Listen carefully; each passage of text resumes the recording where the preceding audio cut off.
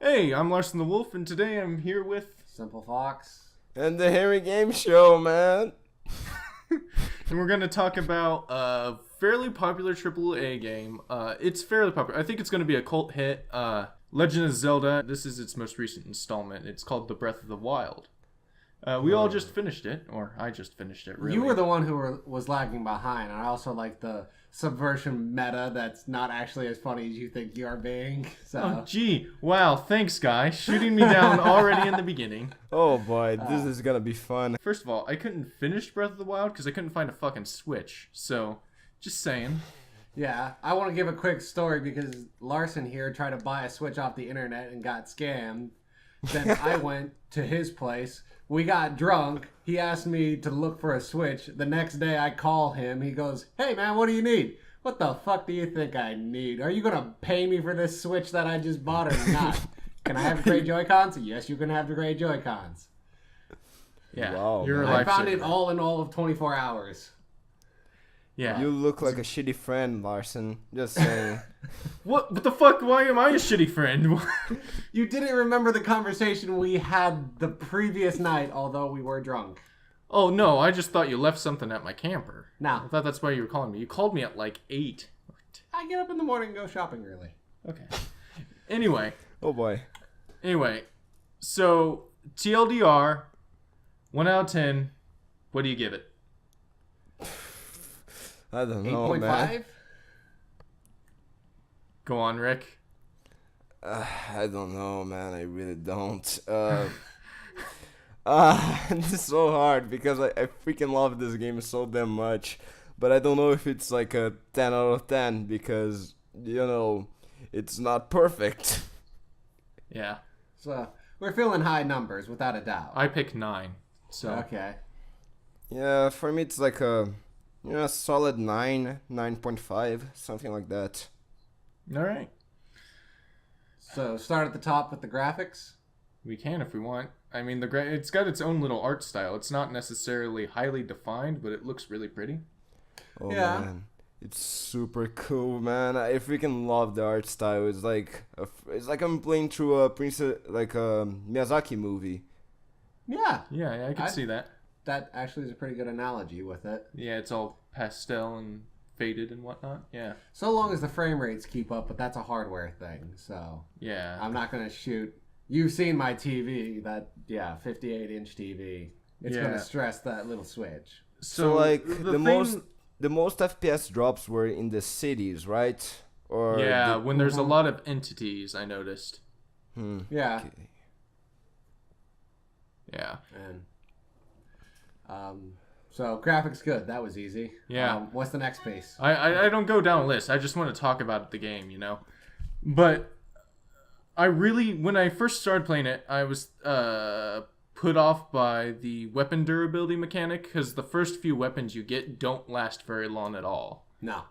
But You as fight 2 enemies and they're done. You Yeah. gotta grab a new weapon. But as you go through the game, you get better equipment, and that better equipment also does better damage along with it lasts longer. Mm-hmm.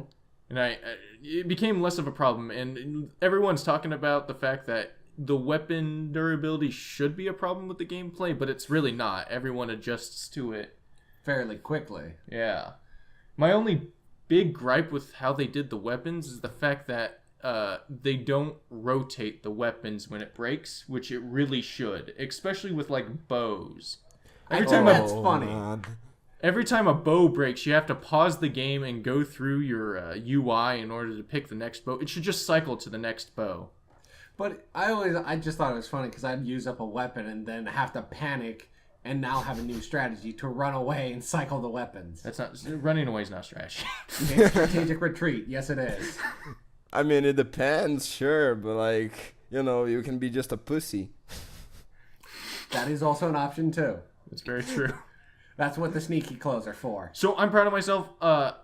When I did this game, I beat the entire thing, went to as many dungeons as I could. I never did get all the dungeons, but What the fuck? I You mean the shrines? yeah, all the shrines, yeah. Oh, all the shrines? Okay, never mind. Yeah. No, I went to That's psychotic. all the majestic beasts or whatnot. Uh-huh. But I never fast traveled once until I beat Ganon. Majestic beasts. Majestic beasts. Divine beasts. Divine beasts. Yeah. I actually want to take a quick inquiry. How did everybody go through the divine beasts? Like, what was the first one? Okay, what was the first one you took down? Zora's. Zorus.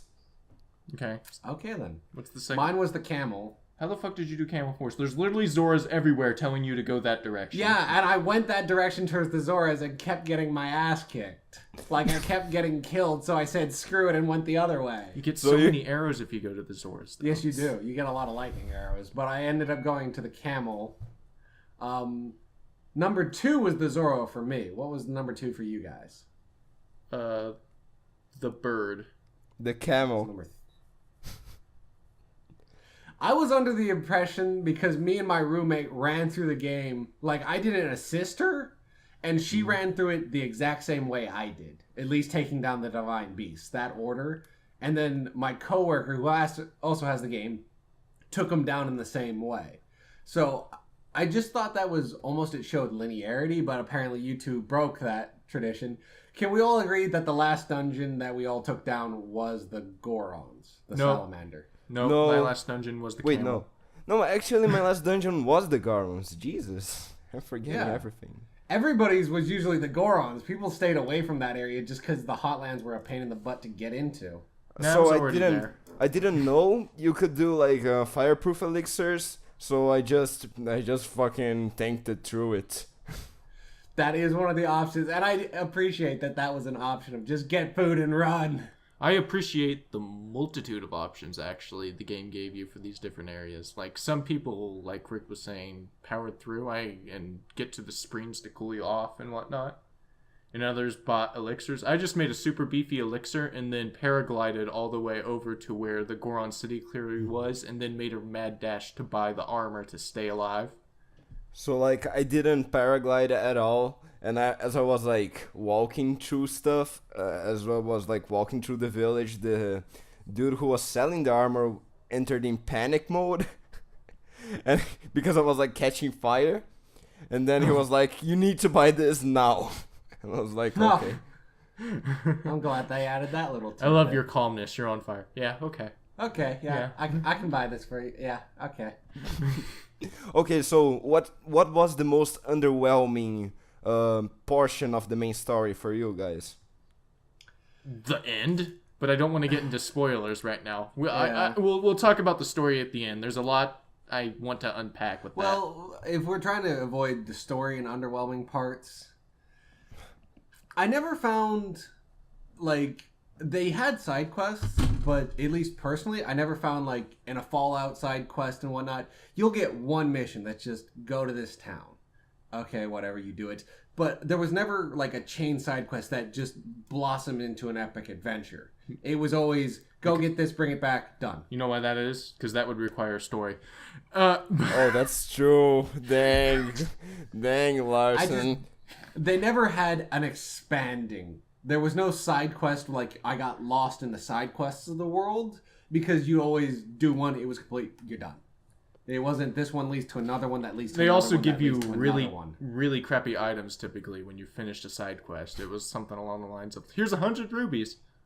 I never got mad at a ruby pickup. Yeah, by the end of the game, I started getting upset with weapons because I always would have a better weapon, but I would never say no to a rupee. Just because they're not hard to get, but they never hurt to get. Mm-hmm.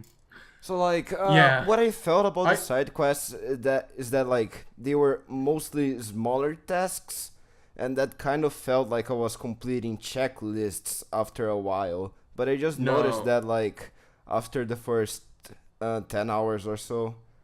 So, I mean, there's, like, some really good side quests, don't get me wrong, but they are far between because the world is so big, and they had to fill it up somehow with side quests. And the most of the side quests are mostly, you know, complete this for me or get me 3 of those. You know, it's unless you're doing like a shrine quest.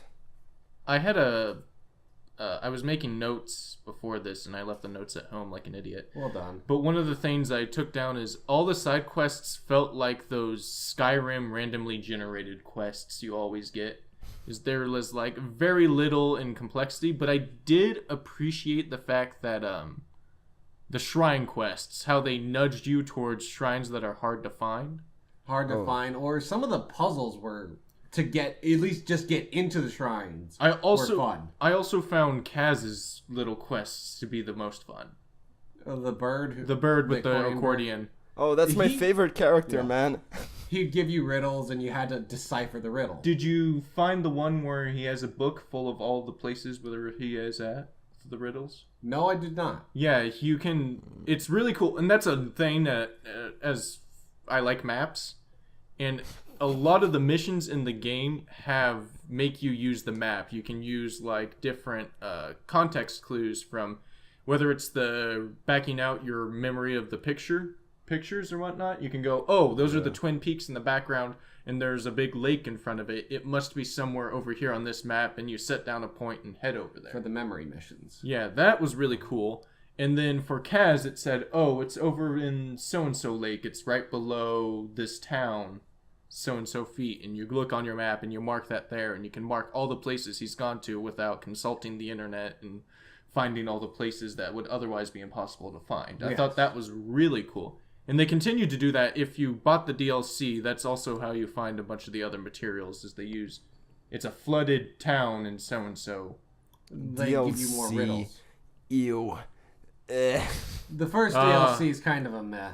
I will give you that. I liked the Master Sword quest. The Master Sword quests were fun. Actually, that was one of the... Just as an inquiry, did we all find essentially Gilligan's Island? Yeah. That shrine quest? Oh, yeah. That was... Everybody loves that shrine quest because it's just make your way with that. And the DLC's Master Sword quest is effectively that. I can't get past level 7, but that's because I kind of suck and I'm out of practice. Good one. But, yeah. That's some of the...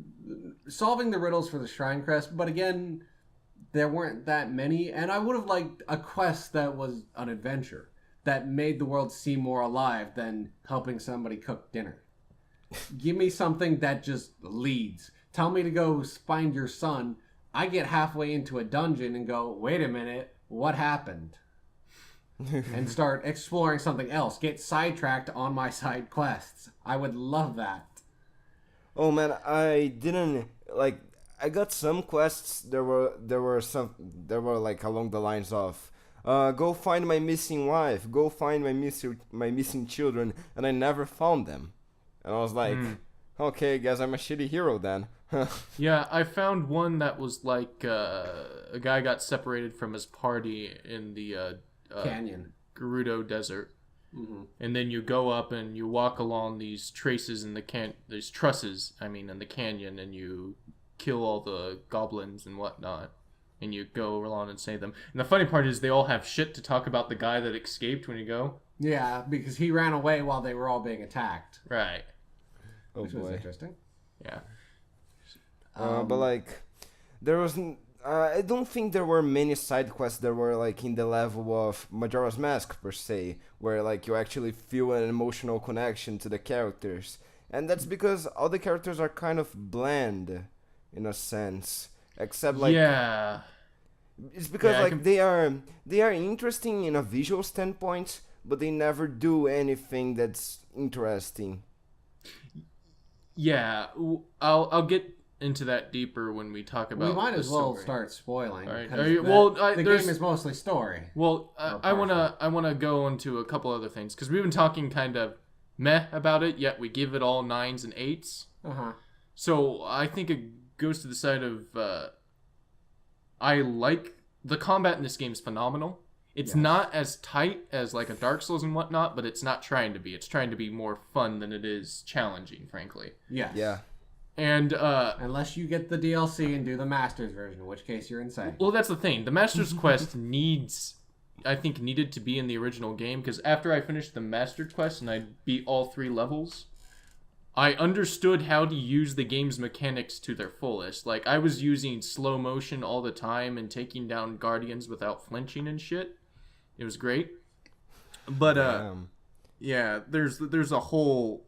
They give you so little in that quest that you have to relearn how you've been fighting. It's really cool. Like, you're using stealth, and you're using all these different attributes of your weapons, and comboing, and doing all sorts of cool stuff. And So, that's like- the really cool part I liked about it, is the slow motion mechanic with the bow, and then you have multiple bows that have different abilities along with arrows. That was really cool. Like, really cool. I enjoyed that. And then the monsters were simple enough to understand how to attack them, but there was also multiple different ways you can come at them. Like, some of them had clubs and they had a large wind-up and you can dodge out of the way. Others had a more sweeping motion. Some had spears. Guardians, you run away. Guardians, you run away, or you run at them real quick and hit them in the eye, and while they're dazed, you attack the shit out of them. Yeah, but even then they have like 2,000 health, and that's pretty freaking. Right, but if You have to have a technique to take down a Guardian, and they... Yeah, you break its legs, is what So, you like, do. Is you go what for I mostly legs. do when fighting a Guardian is that I just go with my shield and I reflect the lasers. Yeah, you see? And that was That another was an thing I option. think this game did beautifully that I don't think too many people are noting, is the fact that there are so many different ways to go about the world and in the challenges they present. Like, we just talked about the Death Mountain, and there's multiple ways to go through there and deal with that. We all got in that a different manner. Right. And there's also the Guardians, as Rick was saying, he reflects the shield. I never used my shield to reflect a laser beam. I just dodged out of the way and hoped I didn't get hit. Or I would run up with my horse, jump into the air, slow motion, and crit their eye. That's an option, but that's also... I started just avoiding Guardians because they ended up being more cost than worth. Yeah, you died to a Guardian when I named a horse after you. Oh boy. Oh, nice. That's so Did you find the cool. horse god and bring it back? No. Get fucked. That's... You never found the horse god. I found the horse god the first time. I knew two people who never found the horse god. There's parts of it, and there's the one statue that will trade hearts for stamina, and stamina for hearts. Oh cool. yeah. Oh man, that statue. Fun story. When like I was playing through the game for the first time. It was like my first the first time I just sat through and played the game. I found that statue, and the power of my house went out, and I was like, okay, I think there's a demon in my game. This is a bad sign. This is a bad sign. No, That's that awesome. creeped me out, man. That freaking creeped me out so much. Oh. But that's another thing I liked about the game, is there's so much to cover in that world. It's just a massive freaking map. There are a lot of corners, and there's a lot of things to collect. Yeah, that's the other thing, is in the DLC you get a Kakariko mask that allows it to... It's basically a shrine sensor to tell you when there's a Kakariko nearby. Okay, the fact that there's, I think, 900 of those little bastards is psychotic. Wait, it's Yeah. Kokori, I think the name. Kokori? Kokori? Yeah, there's like Yeah. almost 1,000, and it's cool to collect them all, man. It's like Pokemon. You gotta be unbelievably psychotic to do that, though. And while the reward is good, I don't need that many bows. Yeah. I really don't. I need Well, it. after a while, my weapons just start lasting long enough that I don't need that many of them. Yeah. No, I need as many bulls as I can get, man. I'm a one-man army. I need that. I need all the firepower, all the lightning swords and boomerangs. Yes. Boomerangs is so Oh, much man. fun. Oh, then there's so much variety in the way you use weapons in this game, between the spears, the broadswords, the single swords, and how you charge up and all that stuff. Mm-hmm. There's a lot there's a lot of deepness in how you do combat in this game. And along with the fact that it's so pretty and so wide and massive, and everyone has a different story, it's just really well made in that aspect. Just Well- unfortunately, the parts of its narrative sucks ass. I think that we need to get to that part. Yeah, I think it's about time. No, Unless you have actually- something else to say. Right go before, ahead. I just want to say one other thing about the combat, which is like a serious flaw about this game. As much as this combat rewards creativity and it's much more fun overall than it is challenging, there are some things that are implemented into the combat that kind of makes it easy for you to break the game without trying.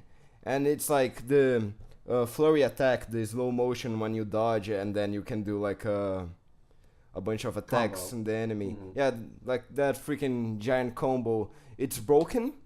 If you just stay in the line of the attack without you actually dodging it, you can actually do that. Like you can just jump, you can just like stay halfway the attack's not gonna hit you, but then you just jump out of the way and then you can do it, and it's freaking broken. The flurry of attacks, yeah. If you get used to using the flurry of attacks, you can dodge the person and do a shit ton of damage. Where they could have just had a dodge. Well, the dodge is good enough. You don't need to have the flurry of blows. blows. He's not saying that. He's saying you're in a position where you won't even get hit if he did swing, but you can still jump out of the way and it activates. I think is what he's saying. Yeah, that's what I'm saying. Is that like it's not well implemented at all? You have to actually have risk of getting hurt. Because I actually like the Fury of attack mechanic. I thought it was cool. It's hard as hell to pull off. Yeah, that's the thing. I can never tell where the hitbox is. I'm not trained for it. I think the hitboxes might be a little fucked, but that's a lot of things. So like, there's also the problem with it's something completely optional. You can upgrade the items you get at the beginning of the game, like the stasis, the stop time thingy, the bomb, and all of that. And when you upgrade the stop time item, you basically can stop any enemy on its tracks, and that makes the game broken. Yeah, in many ways. I'm not sure if it makes it broken enough, because the timer on it is pretty long. But it does make it substantially easier. Do you know when you're fighting those giant fat asses that have like one eyeball? Yeah. So basically, makes them 10 times easier. You can just stop time, shoot them in the eye, and then it reloads while they are just like, oh, my eye, and then you can do it again. On the ground, you get, that trivializes mini bosses. They're mini bosses. You can actually like it, yeah. You can actually do that on the last boss of the game. With Ganon? Yes, with any form of Ganon, as a matter of fact. Huh. Okay. Maybe you should have written that down, because Ganon took me a while. Yeah, we'll talk about that here in a sec. Okay, I think we're ready to go into spoiler territory. Anything else you want to say before anyone maybe? Nothing non-spoilers. Let's do this. Spoilers. All right. You apparently got some heat with the story. It pisses me off so much. It's such a good game, and it should have a good story. And I don't know what's going through goddamn Nintendo's mind. They're like, oh, we're going to add voice acting. It's going to add a level of depth to that game. But we're not going to write shit for the story. It's the first 3D Zelda that has a story I literally couldn't care less about. So, like, I think this is part of Miyamoto's mentality of the story is not important for a game, which I kind of agree of, but at the same time, story can add so much to a game. And the fact that this game just simply has no story whatsoever, kind of, Well, it does. It doesn't have a no story whatsoever, but it does. It's just... The thing is, comparatively to Majora's Mask, to Ocarina of Time, to Wind Waker, to Skyward Sword, to Twilight Princess, all those games have a magnitude better story than this ever does. This was just kind of like, I don't know. I don't care. I think with this, though, they were trying to not make it their story, trying to make it your story. What was your adventure? Yeah. Not what was Miyamoto just said... Like, it's the difference when we talk about JRPGs and Western RPGs. JRPGs, like, this is our story, you're going to do it our way, we'll have our line, our plot to it. Western is open, it's Fallout, it's you make your own adventure.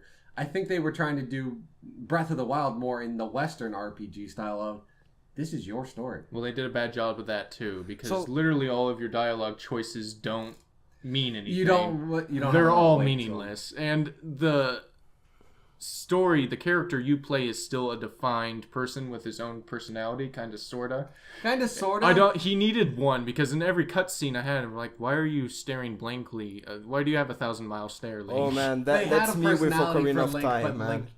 That's me with Ocarina of Time. Link is just staring at everybody with like this plank of wood expression, and like I'm just, They did write a personality for Link, but he doesn't emote. And He could talk. That wouldn't have made me mad if Link talked in this. Because if everybody else talks and he doesn't, it just makes it awkward. Well, excuse me, princess. Oh my god. God damn it. Yeah, I don't think anyone would be happy with a Link voice. I don't know how they would write him to not piss someone off. But let's talk about the characters that do have voices in the game. Is it me, or did they put substantially more effort in the Gerudo part and the Zora part, and then very little to no effort in the other two dungeons? Oh my god, I completely agree with you, man. Yeah. Like, Prince whatever from the Zoras, what's his name? Sidon. I loved him so much. That entire storyline, like, at first, when I went into, the Zoras were the first one I went to, and I was like, everyone was talking about how bad the story was, and I was like, oh no, this is nice. I actually liked the Zora sideline. The rest of the game should have been something similar to that. I felt some of it was forced and it could have been done better. Like the whole love confessing of the fish girl was like, it wasn't weird, it just happened all of a sudden. There wasn't any gradual... And it was never mentioned again. Yeah, it literally wasn't mentioned again. But it was sweet at the time, and it gave character to that particular guardian. And it gave character to Link, and it got into his backstory of where he came from and how he found him there, and that he was good friends with the Zora. There was all this backlog that it gave to that no one else had. And so, like, when I... What I sorry, think, go ahead. Sorry. So, like, what I think about this game is that it has really good world building, and some parts of the story work extraordinarily, like, really freaking well for what the story, like, for what the piece of trash that this story actually is. But at the same time, after I got over the first two dungeons for me that were the Zora and the Gerudo ones, I just, checked out from the story because the Garons aren't interesting, and the Hitos are just they're just like not even talked about by others, man. It's kind of like the Gerudos only exist in that freaking village. Actually, the Ritos. Fuck. Ritos. Yeah. I completely agree. Like, even with when you finally get to the person that assists you in getting into the Divine Beast. The flying one, I'm guessing? Yeah. He has the weakest character of all the ones you meet. He doesn't have a character. He shows up and says, let's go. Yeah, basically. Do this challenge, which really isn't hard, and then we're done. It really makes me wonder if they were pressed, if they got those first two dungeons done, had it written and realized, and then were like, no, we need to hurry up and push this game out. Fix everything else with the world and whatnot, because it feel like, especially at the Rito village, felt super rushed. Just the entire thing. So what I felt is that they were like, okay, we got the Zoras and Gerudos done. So we're just finishing up work with the Garons, and then we can add, we need somebody else. Let's put the Hitos here. And then they were like, okay, so the game needs to be out by tomorrow. So they were just trying to wrap up the back end of it, and they're still... And it shows in the final fucking boss. Jesus Christ. I did not like... This is my least favorite Ganon battle of all time. It's real bad.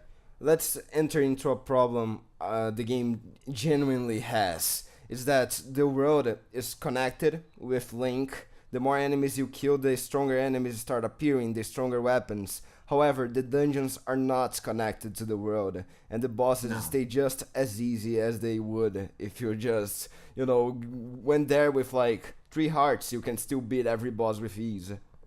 Yeah.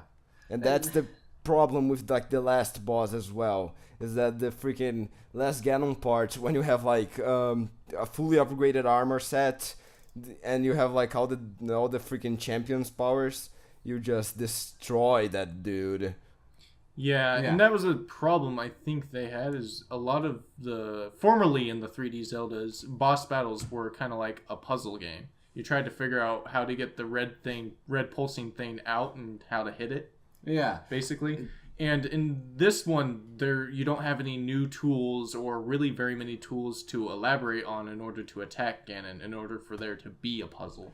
Well, one of the problems, I agree, the problem with the dungeons is they all had to be the same level of difficulty because you could do them in any order.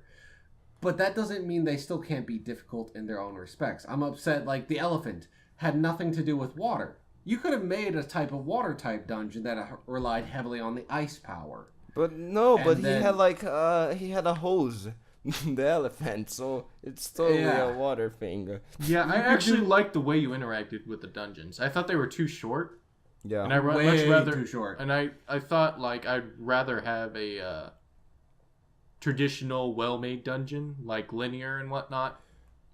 Well, they're not. Most Zelda dungeons aren't too linear, but something expansive, and so Yeah. something more than this small machine. I mean, the camel is, really itty bitty, and so is the elephant because you can So, walk like, from one end to the other. The only dungeon I really liked was the salamander, because it had like an interesting style messing with darkness, but they did nothing with it, and I was just like, It started off dark, and there wasn't a back and forth. Turn it on the light, turn it off, yeah, basically. which is a missed opportunity. I So, enjoyed like- the Rita's dungeon just because of how much they played with the wind. Yeah, I like Yeah. the Rito's dungeon too. So like, I like- I don't like the Ritos, but I like their dungeon. That's really sad. And I love the Zoras, and I hate their dungeon. Yeah. I like how you get into the Zoro's dungeon. When I saw a lot of like artwork of Sidon just on the internet and whatnot, I'm like, I'm not going to enjoy this guy. He's going to irritate the fuck out of me. I met Prince Sidon. I'm like, I don't like you. I really don't like you. We're going to take this guy down. Great. He's so You're a dreamy. friend now. You're a badass. Yeah, I ended up, by the end of it, I'm like, you and me, bro. You and me are bros now. We're cool. I didn't like you, but I like you now. You're cool. You're cool. I like him now. So, Alright. I also no. want to take a question because I've heard back and forth on this pretty heavily. Princess Zelda's voice, like her character. Why is she British? I thought that too.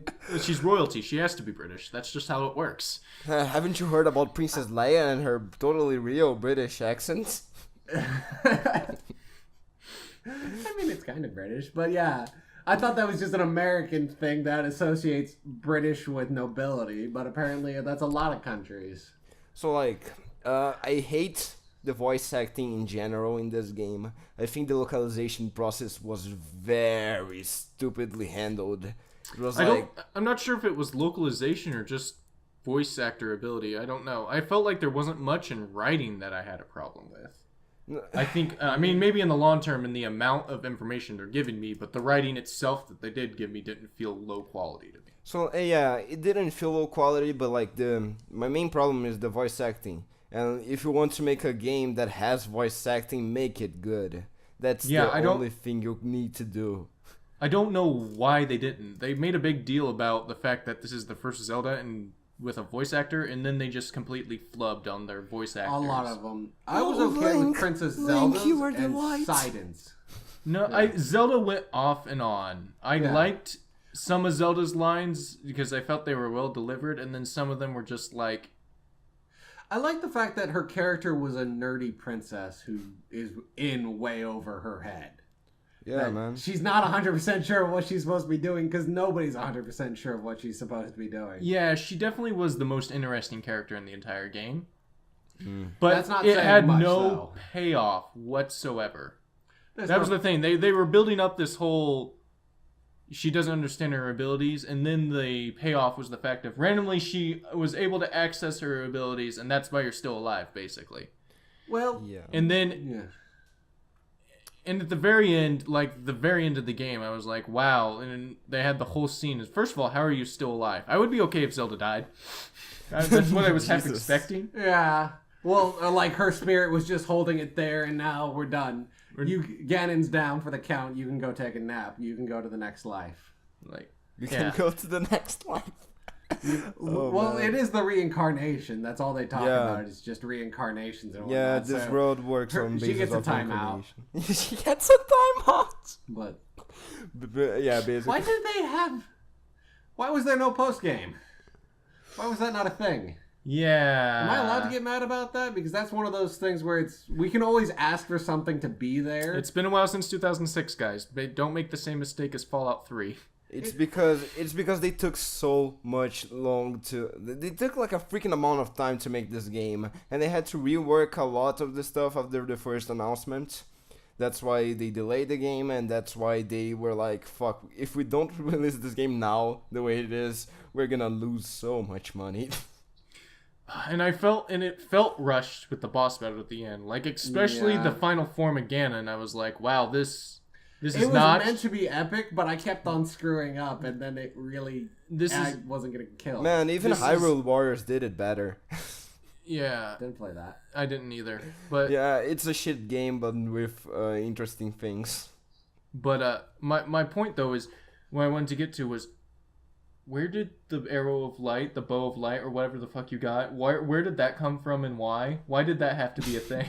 Why? It could have just been a bow. It could have just been a bow. I mean, and just the final form again, he's this big massive thing. He's supposed to be scary and hard, and it's like, it was not challenging in any way, shape, or form. Yeah. So I was just confused how I was supposed to battle him, and I didn't quite know what to do.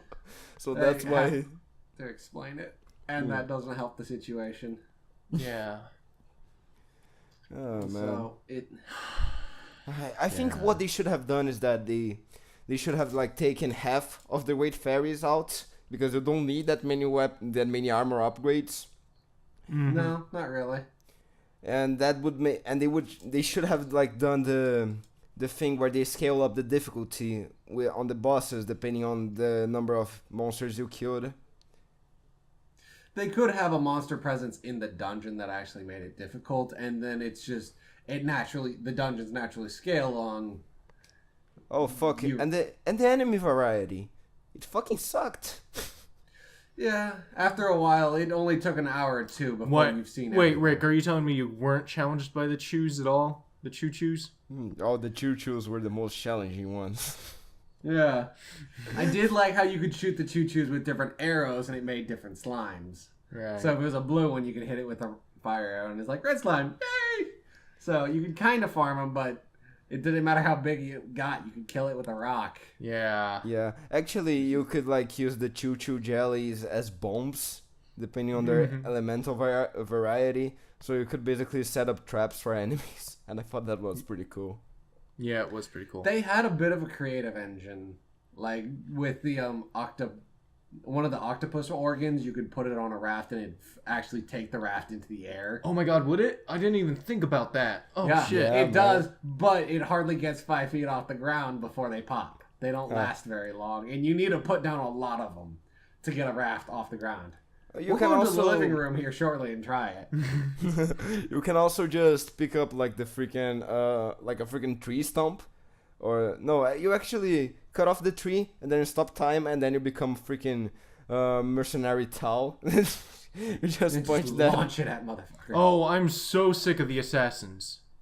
Oh, they get annoying, and they don't have anything good after a while.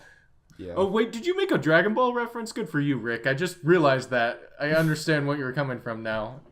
Oh yeah. Mercenary Tao, I got it. You're welcome, man. Well done.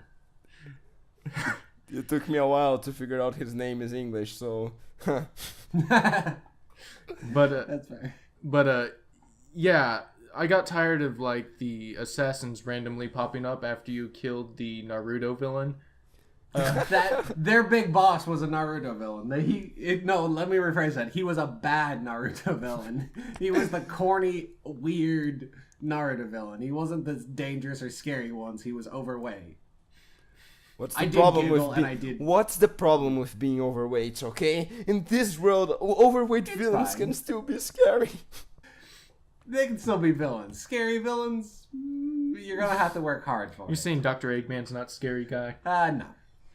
Oh, unless we're going into the fanfic, but what about King Pim, man? What about King Pim? He's scary. Kingpin. Kingpin. Kingpin from Daredevil. Yeah. He is scary. I liked Kingpin. He's not really fat though. I think of him as large, very. Yeah. Trust me, he's a fatty. Yeah.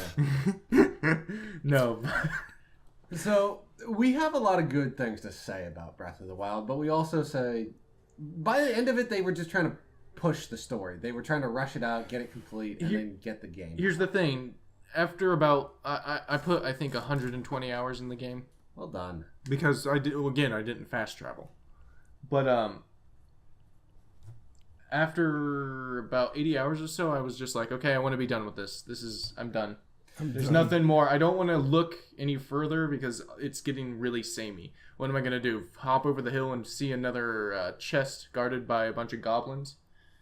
I've seen it all before. The chest isn't going to be worth anything. Yeah, I'm going to open the chest and it's going to be a diamond. Woohoo. And I'm going to add that to my other 15,000 rupees.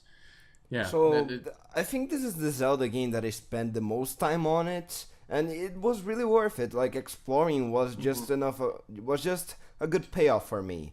Like, going through all those different quests and all. And the world building is pretty good. However, when you look at this story, it's just so underwhelming. But I don't... My feeling after I was done with the game was something along the lines of, wow, that was a lot of fun. I'm glad I bought this game. This is a great game.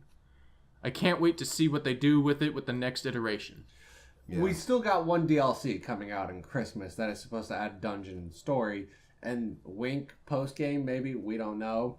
But we're not going to... We may do a review over that. I don't know. We'll figure that part out when it comes out. But, I want to see... They obviously made bank on this. So hopefully Nintendo does this again. Hopefully we don't have to buy a new console for it. I'm hoping this will be an Ocarina of Time Majora's Mask situation where they went, wow, people really like this game. We need to make another real quick. Oh, but Majora's Mask was not big. No, it was not a typical Zelda game in that sense. It was made as a challenge from Miyamoto to another person, and I don't think they will ever do like a straight up sequel like that again, unless it's like the Between Worlds situation where it's like they're just trying to do a reimagining. Yeah, they can reuse a lot of the assets from this current game and make another one, but that's asking them to do something. I think they're going to keep the open world style like what we had. That is obviously a good success, but they need to learn how to put a better story with an open world Zelda, but it certainly fits the overarching idea of Zelda, of exploration, of saving the princess, of put me in a world and let me figure it out. What I really want, though, if they could do the same thing we did this go around, but instead of having the majestic beasts, the divine beasts. You'll get it right one of these times. Majestic beasts. That's amazing. Yeah. They were somewhat majestic. Yeah, divine beasts. Instead of having those, I want to have a traditional Zelda dungeon with an item you find in it, and that item kind of like the abilities from that you get at the end of Divine Beasts. I want an item that helps me traverse the world, but I still don't need it necessarily. You don't need it to fight other bosses. It's not necessary. But you need it to solve the puzzles within that specific dungeon. That's what I would like to see in the future. Larson, can I just ask a question? Sure. This guy is slamming on the table. Is guy what? Because you would say that during recordings. Oh, no, he's not slamming on the table this go around. Okay. You're kicking the bottom of the table. Oh, am I? Whoops. Yes. It's me this time. And you're wearing boots, and you keep moving your feet. Well, I mean, yeah. Oh, all right. So, final thoughts? Oh. Good. I don't know. I was not okay with the loli princess. That's fair. Lolly. Is it Lolly or Lolly? I don't know. I don't associate with that part of the anime culture. It's Lolly. Okay. Rick's like, I do. Fuck off. I don't watch anime like... no, fucking, I just finished Tokyo Ghoul. I shouldn't say that. So, I liked it. I'd really rather not buy a new console if they make another one. So, I want them to run out the Switch for a while. So, it'd be hard for me to buy another Switch or another console for a Zelda game in particular. So I don't know. I'm happy with my purchase. We should buy Animal Crossing together. Oh, okay. No, but yeah, I'm happy with the purchase, and I'm really happy with the game. I can't wait to see what the next iteration of Zelda is going to be like, because this has been the most interesting of the 3D Zeldas in a long time. That's easily said. I think I slammed. I think I criticized negatively the game too much, but I do think it's one of the. Oh man, I want to say it's my favorite Zelda game, like 3D Zelda game at least. It's really fun, and like the time I had was like no other I ever had in any other Zelda game. And it's just that sometimes I feel like this game was made for me, because I've been wanting a game like this for a freaking long time. A Zelda game like this that has this art style, that has this freaking proposal of exploring, and it just hooked me in ever since I started playing it. And I think they could have like fixed a lot of things, and it is somewhat rushed. But at the same time, I think it's so impressive what they did with the world that I just can't really complain way too much. No, I agree for a lot part. What they were aiming for, I think they hit the bullseye. Okay. Yeah, I think that's fair to say, don't you? Yeah. All right. Any other thoughts? Nope. Nah. Well, thanks for Thanks for coming on, Rick. You had the whole hour worth of talking, and you screwed up at the end. Yeah. Nice one, I hate Larson. formalities, man. All right, where can they find you, Rick? They can find me at my channel, TheHenriGame, where I play games and stuff. I do reviews. There you go. And where can they find me, Larson? Twitter? No, with you. It's just with you. It's on my channel. Yeah. On the channel you're on. Yeah. How are you? You're here. Yeah, I'm only ever here. Click subscribe and thumbs up. Maybe. Probably. Maybe leave a comment about how all of our opinions are wrong. Yeah, they truly are. Oh boy. All right. Okay, Good night, ladies and gentlemen. let's end this right now. All right. Later, guys.